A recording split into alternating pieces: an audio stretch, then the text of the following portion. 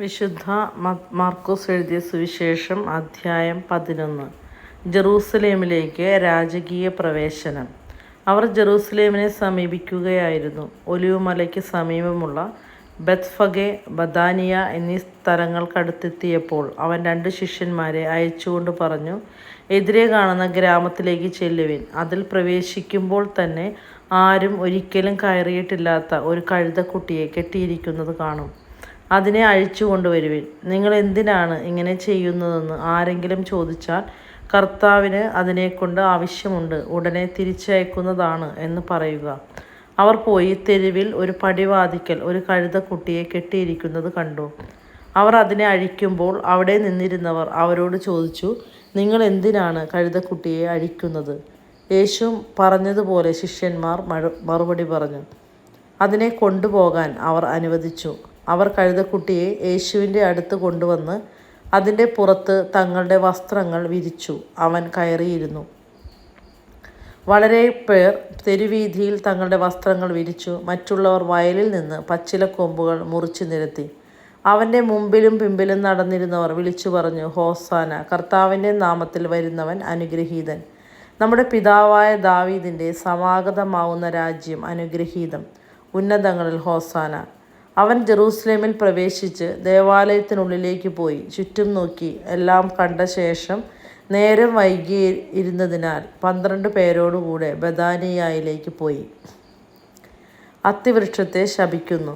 അടുത്ത ദിവസം അവർ ബഥാനിയയിൽ നിന്ന് വരുമ്പോൾ അവന് വിശക്കുന്നുണ്ടായിരുന്നു. അകലെ തളിരിട്ട് നിൽക്കുന്ന ഒരു അത്തിമരം കണ്ട് അതിലെന്തെങ്കിലും ഉണ്ടാകാം എന്ന് വിചാരിച്ച് അടുത്തു ചെന്നു. എന്നാൽ ഇലകളല്ലാതെ മറ്റൊന്നും കണ്ടില്ല. അത് അത്തിപ്പഴങ്ങളുടെ കാലമല്ലായിരുന്നു. അവൻ പറഞ്ഞു, ആരും ഇനി ഒരിക്കലും നിന്നിൽ നിന്ന് പഴം തിന്നാതിരിക്കട്ടെ. അവൻ്റെ ശിഷ്യന്മാർ ഇത് കേട്ടു.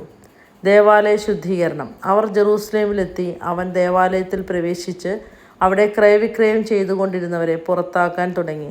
നാണയമാറ്റക്കാരുടെ മേശകളും പ്രാവ് വിൽപ്പനക്കാരുടെ ഇരിപ്പിടങ്ങളും അവൻ തട്ടിമറിച്ചിട്ടു. ദേവാലയത്തിലൂടെ പാത്രങ്ങൾ ചുമന്നുകൊണ്ടു പോകാൻ ആരെയും അവൻ അനുവദിച്ചില്ല. അവൻ അവരെ പഠിപ്പിച്ചു. എൻ്റെ ഭവനം എല്ലാ ജനതകൾക്കുമുള്ള പ്രാർത്ഥനാലയം എന്ന് വിളിക്കപ്പെടും എന്ന് എഴുതപ്പെട്ടിട്ടില്ലേ? നിങ്ങൾ അതിനെ കവർച്ചക്കാരുടെ ഗുഹയാക്കി തീർത്തിരിക്കുന്നു. ഇത് കേട്ടപ്പോൾ പ്രധാന പുരോഹിതന്മാരും നിയമജ്ഞരും അവനെ നശിപ്പിക്കാൻ മാർഗം അന്വേഷിച്ചു. കാരണം അവനെ അവർ ഭയപ്പെട്ടു. ജനങ്ങളെല്ലാം അവൻ്റെ പ്രബോധനങ്ങളെക്കുറിച്ച് വിസ്മയിച്ചിരുന്നു. വൈകുന്നേരമായപ്പോൾ അവർ നഗരത്തിന് വെളിയിലേക്ക് പോയി. വിശ്വാസത്തിൻ്റെ ശക്തി. അവർ രാവിലെ അത്തിമരത്തിൻ്റെ സമീപത്തൂടെ കടന്നു പോകുമ്പോൾ അത് സമൂലം ഉണങ്ങിപ്പോയിരിക്കുന്നത് കണ്ടു. അപ്പോൾ പത്രോസ് അവനെ അനുസ്മരിപ്പിച്ചു, ഗുരു, നോക്കൂ, നീ ശപിച്ച അത്തിമരം ഉണങ്ങിപ്പോയിരിക്കുന്നു. യേശു പ്രതിവചിച്ചു, ദൈവത്തിൽ വിശ്വസിക്കുക. സത്യമായി ഞാൻ നിങ്ങളോട് പറയുന്നു, ആരെങ്കിലും ഈ മലയോട് ഇവിടെ നിന്ന് മാറി കടലിൽ ചെന്ന് വീഴുക എന്ന് പറയുകയും ഹൃദയത്തിൽ ശങ്കിക്കാതെ താൻ പറയുന്നത് സംഭവിക്കുമെന്ന് വിശ്വസിക്കുകയും ചെയ്താൽ അവന് അത് സാധിച്ചു കിട്ടും. അതിനാൽ ഞാൻ പറയുന്നു, പ്രാർത്ഥിക്കുകയും യാചിക്കുകയും ചെയ്യുന്ന എന്തും ലഭിക്കുമെന്ന് വിശ്വസിക്കുവിൻ. നിങ്ങൾക്ക് ലഭിക്കുക തന്നെ ചെയ്യും. നിങ്ങൾ പ്രാർത്ഥിക്കുമ്പോൾ നിങ്ങൾക്ക് ആരോടെങ്കിലും എന്തെങ്കിലും വിരോധമുണ്ടെങ്കിൽ അത് ക്ഷമിക്കുവിൻ. അപ്പോൾ സ്വർഗത്തിലുള്ള നിങ്ങളുടെ പിതാവ് നിങ്ങളുടെ തെറ്റുകൾ ക്ഷമിക്കും. യേശുവിൻ്റെ അധികാരം. അവർ വീണ്ടും ജെറൂസലേമിൽ വന്നു. അവൻ ദേവാലയത്തിലൂടെ നടക്കുമ്പോൾ പ്രധാന പുരോഹിതന്മാരും നിയമജ്ഞരും ജനപ്രമാണികളും അവൻ്റെ അടുത്തെത്തി. അവർ അവനോട് ചോദിച്ചു, എന്തധികാരത്താലാണ് നീ ഇവയൊക്കെ ചെയ്യുന്നത്? ഇവ പ്രവർത്തിക്കുന്നതിന് ആരാണ് നിനക്ക് അധികാരം നൽകിയത്? യേശു പറഞ്ഞു, ഞാൻ നിങ്ങളോട് ഒരു കാര്യം ചോദിക്കാം, എന്നോട് ഉത്തരം പറയുവിൻ. എന്തധികാരത്താലാണ് ഞാനിവ ചെയ്യുന്നതെന്ന് അപ്പോൾ പറയാം. യോഹന്നാൻ്റെ ജ്ഞാനസ്നാനം സ്വർഗത്തിൽ നിന്നോ മനുഷ്യരിൽ നിന്നോ? ഉത്തരം പറയുവിൻ. അവർ പരസ്പരം ആലോചിച്ചു. സ്വർഗത്തിൽ നിന്ന് എന്ന് പറഞ്ഞാൽ പിന്നെ എന്തുകൊണ്ട് നിങ്ങൾ അവനെ വിശ്വസിച്ചില്ല എന്നവൻ ചോദിക്കും. മനുഷ്യരിൽ നിന്ന് പറയാൻ അവർക്ക് ജനങ്ങളെ ഭയമായിരുന്നു. കാരണം യോഹന്നാൻ യഥാർത്ഥത്തിൽ ഒരു പ്രവാചകനാണെന്ന് എല്ലാവരും കരുതിയിരുന്നു. അതിനാൽ അവർ അവനോട് പറഞ്ഞു, ഞങ്ങൾക്കറിഞ്ഞുകൂടാ. അപ്പോൾ യേശു പറഞ്ഞു, എന്തധികാരത്താലാണ് ഞാനിവ ചെയ്യുന്നതെന്ന് ഞാനും നിങ്ങളോട് പറയുന്നില്ല. അധ്യായം 12. മുന്തിരിത്തോട്ടത്തിലെ കൃഷിക്കാരുടെ ഉപമ.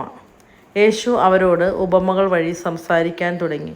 ഒരുവൻ ഒരു മുന്തിരിത്തോട്ടം നട്ടുപിടിപ്പിച്ചു. അതിന് ചുറ്റും വേലി കെട്ടി മുന്തിരിച്ചക്ക് സ്ഥാപിച്ചു. ഒരു ഗോപുരവും പണിതു. അത് കൃഷിക്കാരെ ഏൽപ്പിച്ചിട്ട് അവൻ അവിടെ നിന്ന് പോയി. സമയമായപ്പോൾ മുന്തിരിഫലങ്ങളിൽ നിന്ന് തൻ്റെ ഓഹരി ശേഖരിക്കാൻ അവൻ കൃഷിക്കാരുടെ അടുത്തേക്ക് ഭൃത്യനെ അയച്ചു. എന്നാൽ അവർ അവനെ പിടിച്ച് അടിക്കുകയും വെറും കൈയോടെ പറഞ്ഞയക്കുകയും ചെയ്തു. വീണ്ടും അവൻ മറ്റൊരു ഭൃത്യനെ അയച്ചു. അവർ അവനെ തലയ്ക്ക് പരിക്കേൽപ്പിക്കുകയും അപമാനിച്ചയക്കുകയും ചെയ്തു. അവൻ വീണ്ടും ഒരുവനെ അയച്ചു.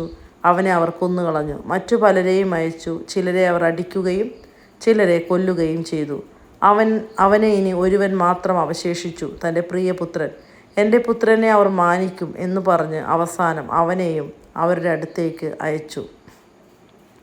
കൃഷിക്കാർ പരസ്പരം പറഞ്ഞു, ഇവനാണ് അവകാശി, ഇവനെ നമുക്ക് കൊന്നുകളയാം, അവകാശം നമ്മുടേതാവും. അവർ അവനെ പിടിച്ച് കൊന്ന് മുന്തിരിത്തോട്ടത്തിന് വെളിയിലേക്ക് എറിഞ്ഞു. ഇനി മുന്തിരിത്തോട്ടത്തിൻ്റെ ഉടമസ്ഥൻ എന്തു ചെയ്യും? അവൻ വന്ന് ആ കൃഷിക്കാരെ നശിപ്പിച്ച് മുന്തിരിത്തോട്ടം വേറെ ആളുകളെ ഏൽപ്പിക്കും. ഈ വിശുദ്ധ ലിഖിതം നിങ്ങൾ വായിച്ചിട്ടില്ലേ? പണിക്കാർ ഉപേക്ഷിച്ച കല്ലു തന്നെ മൂലക്കല്ലായി തീർന്നു. ഇത് കർത്താവിൻ്റെ പ്രവൃത്തിയാണ്. നമ്മുടെ ദൃഷ്ടിയിൽ ഇത് അത്ഭുതകരമായിരിക്കുന്നു. തങ്ങൾക്കെതിരായിട്ടാണ് ഈ ഉപമ അവൻ പറഞ്ഞതെന്ന് മനസ്സിലാക്കി അവർ അവനെ പിടിക്കാൻ ശ്രമിച്ചു. എന്നാൽ ജനക്കൂട്ടത്തെ അവർ ഭയപ്പെട്ടു. അതുകൊണ്ട് അവർ അവനെ വിട്ടുപോയി. സീസറിന് നികുതി കൊടുക്കണമോ? അവനെ വാക്കിൽ കൊടുക്കുന്നതിന് വേണ്ടി കുറേ ഫരിസേരെയും ഹെരോദസ് പക്ഷക്കാരെയും അവർ അവൻ്റെ അടുത്തേക്ക് അയച്ചു. അവർ വന്ന് അവനോട് പറഞ്ഞു, ഗുരു, നീ സത്യവാനാണെന്നും ആരുടെയും മുഖം നോക്കാതെ നിർഭയം ദൈവത്തിൻ്റെ വഴി സത്യമായി പഠിപ്പിക്കുന്നെന്നും ഞങ്ങൾ അറിയുന്നു. സീസറിന് നികുതി കൊടുക്കുന്നത് നിയമാനുസൃതമോ അല്ലയോ? അവരുടെ കാപട്യം മനസ്സിലാക്കി അവൻ പറഞ്ഞു, നിങ്ങൾ എന്തിനെ എന്നെ പരീക്ഷിക്കുന്നു? ഒരു ധനാറ എൻ്റെ അടുത്ത് കൊണ്ടുവരിക, ഞാൻ കാണട്ടെ. അവർ അത് കൊണ്ടുവന്നപ്പോൾ അവൻ ചോദിച്ചു, ഈ രൂപവും ലിഖിതവും ആരുടേതാണ്? സീസറിൻ്റേത് എന്നവർ പറഞ്ഞു. യേശു അവരോട് പറഞ്ഞു, സീസറിനുള്ളത് സീസറിനും ദൈവത്തിനുള്ളത് ദൈവത്തിനും കൊടുക്കുക. അവർ അവനെക്കുറിച്ച് വിസ്മയിച്ചു. പുനരുദ്ധാനത്തെക്കുറിച്ച് വിവാദം. അനന്തരം പുനരുദ്ധാനമില്ല എന്ന് പറഞ്ഞിരുന്ന സദുക്കായർ അവനെ സമീപിച്ച് ചോദിച്ചു, ഗുരു, ഒരുവൻ സന്താനമില്ലാതെ മരിക്കുകയും ഭാര്യ ജീവിച്ചിരിക്കുകയും ചെയ്യുന്നെങ്കിൽ അവൻ്റെ സഹോദരൻ അവളെ ഭാര്യയായി സ്വീകരിച്ച് അവന് വേണ്ടി സന്താനങ്ങളെ ഉൽപ്പാദിപ്പിക്കണമെന്ന് മോശയുടെ കൽപ്പനയിലുണ്ട്. ഒരിടത്ത് 7 സഹോദരന്മാരുണ്ടായിരുന്നു. ഒന്നാമൻ ഒരുവളെ വിവാഹം ചെയ്തു, അവൻ സന്താനമില്ലാതെ മരിച്ചു. രണ്ടാമൻ അവളെ സ്വീകരിച്ചു, അവനും സന്താനമില്ലാതെ മരിച്ചു. മൂന്നാമനും അങ്ങനെ തന്നെ സംഭവിച്ചു. ഇങ്ങനെ 7 പേരും സന്താനമില്ലാതെ മരിച്ചു. അവസാനം ആ സ്ത്രീയും മരിച്ചു. പുനരുദ്ധാനത്തിൽ അവർ ഉയർത്തെഴുന്നേൽക്കുമ്പോൾ അവൾ ആരുടെ ഭാര്യയായിരിക്കും? അവൾ 7 പേരുടെയും ഭാര്യയായിരുന്നല്ലോ. യേശു അവരോട് പറഞ്ഞു, വിശുദ്ധ ലിഖിതങ്ങളോ ദൈവത്തിൻ്റെ ശക്തിയോ അറിയാത്തത് കൊണ്ടല്ലേ നിങ്ങൾക്ക് തെറ്റുപറ്റുന്നത്? എന്തെന്നാൽ മരിച്ചവരിൽ നിന്ന് ഉയർത്തെഴുന്നേൽക്കുമ്പോൾ അവർ വിവാഹം ചെയ്യുകയോ ചെയ്തു കൊടുക്കുകയോ ഇല്ല, മറിച്ച് അവർ സ്വർഗത്തിലെ ദൂതന്മാരെ പോലെ ആയിരിക്കും. മരിച്ചവർ ഉയർത്തെഴുന്നേൽക്കുന്നതിനെക്കുറിച്ച് ദൈവം മുൾപടർപ്പിൽ നിന്ന് മോശയോട് അരുളി ചെയ്തത് എന്താണെന്ന് മോശയുടെ പുസ്തകത്തിൽ നിങ്ങൾ വായിച്ചിട്ടില്ലേ? അവിടുന്ന് പറഞ്ഞു, ഞാൻ അബ്രഹാത്തിൻ്റെ ദൈവവും ഇസഹാക്കിൻ്റെ ദൈവവും യാക്കോബിൻ്റെ ദൈവവുമാണ്. അവിടുന്ന് മരിച്ചവരുടെ അല്ല ജീവിക്കുന്നവരുടെ ദൈവമാണ്. നിങ്ങൾക്ക് വലിയ തെറ്റ് പറ്റിയിരിക്കുന്നു. സുപ്രധാന കൽപ്പനകൾ. ഒരു നിയമജ്ഞൻ വന്ന് അവരുടെ വിവാദം കേട്ടു. അവൻ നന്നായി ഉത്തരം പറയുന്നുവെന്ന് മനസ്സിലാക്കി അവനോട് ചോദിച്ചു, എല്ലാറ്റിനും പ്രധാനമായ കൽപ്പന ഏതാണ്? യേശു പ്രതിവചിച്ചു, ഇതാണ് ഒന്നാമത്തെ കൽപ്പന. ഇസ്രായേലെ കേൾക്കുക, നമ്മുടെ ദൈവമായ കർത്താവാണ് ഏക കർത്താവ്. നീ നിൻ്റെ ദൈവമായ കർത്താവിനെ പൂർണ്ണ ഹൃദയത്തോടും പൂർണ്ണ ആത്മാവോടും പൂർണ്ണ മനസ്സോടും പൂർണ്ണ ശക്തിയോടും കൂടെ സ്നേഹിക്കുക. രണ്ടാമത്തെ കൽപ്പന, നിന്നെപ്പോലെ തന്നെ നിൻ്റെ അയൽക്കാരനെയും സ്നേഹിക്കുക. ഇവയേക്കാൾ വലിയ കൽപ്പനയൊന്നുമില്ല. നിയമജ്ഞൻ പറഞ്ഞു, ഗുരു, അങ്ങ് പറഞ്ഞത് ശരി തന്നെ. അവിടുന്ന് ഏകനാണെന്നും അവിടെ നിന്നല്ലാതെ മറ്റൊരു ദൈവമില്ലെന്നും അവിടുത്തെ പൂർണ്ണ ഹൃദയത്തോടും പൂർണ്ണ മനസ്സോടും പൂർണ്ണ ശക്തിയോടും കൂടെ സ്നേഹിക്കുന്നതും തന്നെപ്പോലെ അയൽക്കാരനെ സ്നേഹിക്കുന്നതും എല്ലാ ദഹന ബലികളെയും യാഗങ്ങളെയും കാൾ മഹനീയമാണെന്നും അങ്ങ് പറഞ്ഞത് സത്യമാണ്.